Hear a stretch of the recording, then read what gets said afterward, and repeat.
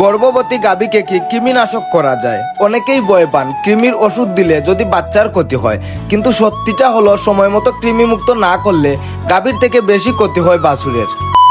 সবাইকে নমস্কার। আজকের ভিডিওটা খুব গুরুত্বপূর্ণ একটি বিষয় নিয়ে, কারণ অনেকে এখনো কনফিউজে থাকেন গর্ভবতী গাভীকে কি কৃমির ওষুধ খাওয়ানো যাবে, নাকি খাওয়ালে গাভী বা পেটের বাছুরের সমস্যা হতে পারে। সত্যি বলতে শুরুর দিকে আমরাও এই বিষয়টা নিয়ে কনফিউজে ছিলাম। আপনারা দেখেছেন কয়েকদিন আগে আমরা একটা ঘটনা থেকে আমরা অনেক বড় শিক্ষা পাই। আপনারা হয়তো ভিডিওটি দেখেছেন, কিছুদিন আগে আমাদের ছোট বাছুরটার শরীরে লুম উঠে যাচ্ছিল।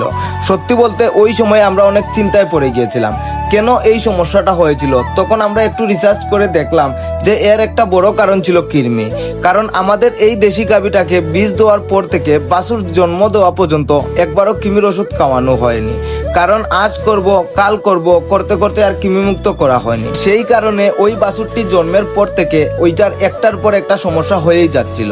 সত্যি বলতে গরুর খামার এমন একটা সেক্টর যেখানে প্রতিদিনই নতুন কিছু শিখতে হয়, আর সেই শেখাটাই পরবর্তীতে কাজে লাগাতে হয়। তো যাই হোক, আমাদের এই ছোট্ট গাভীটা এখন প্রায় 6 মাসের গর্ভবতী, তাই আমরা ওকে কৃমিমুক্ত করিয়েছি। আমরা ব্যবহার করেছি ডাবল ডেক্স কৃমি ট্যাবলেট।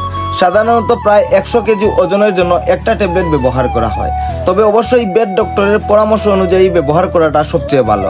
কারণ গাভীর ওজন, শারীরিক অবস্থা আর প্রেগন্যান্সি স্টেজ অনুযায়ী ডোজ কম বেশি হতে পারে। তো যাই হোক, আমি শুধু একটা কথাই বলবো, যাদের মনে এখনো ভয় বা সন্দেহ আছে যে গর্ভবতী গাভীকে কৃমির ওষুধ খাওয়ানো যায় না, তারা এই ভুল ধারণা থেকে বের হয়ে আসুন। কারণ সময় মতো কৃমি মুক্তি করলে গাভী সুস্থ থাকে, খাবার ভালোভাবে হজম হয়, শরীরের কন্ডিশন ভালো থাকে, আর জন্ম নেওয়া বাছুরও অনেক হেলদি হয়। এটা শুধু আমার কথা নয়, আপনি চাইলে নিজের পাশের প্রাণী সম্পদ হাসপাতালে গিয়েও জিজ্ঞাসা করে দেখতে পারেন, দেখবেন ওনারাও প্রায় একই কথা বলবেন। তাই ভয় না পেয়ে সঠিক নিয়মে গর্ভবতী গাভীকে কৃমিমুক্ত করুন, এতে করে গাভী আর বাছুর দুইটাই ভালো থাকবে। তো যাই হোক বন্ধুরা, আজকের ভিডিওতে আমরা কেন গর্ভবতী গাভীকে কৃমিমুক্ত করলাম আর কেন এটা জরুরি সেটাই আপনাদের সাথে শেয়ার করলাম। ধন্যবাদ এতক্ষণ সাথে থাকার জন্য। সবাই ভালো থাকবেন, সুস্থ থাকবেন। আবার দেখা হবে নতুন কোনো একটি ভিডিওতে। হর হর মহাদেব।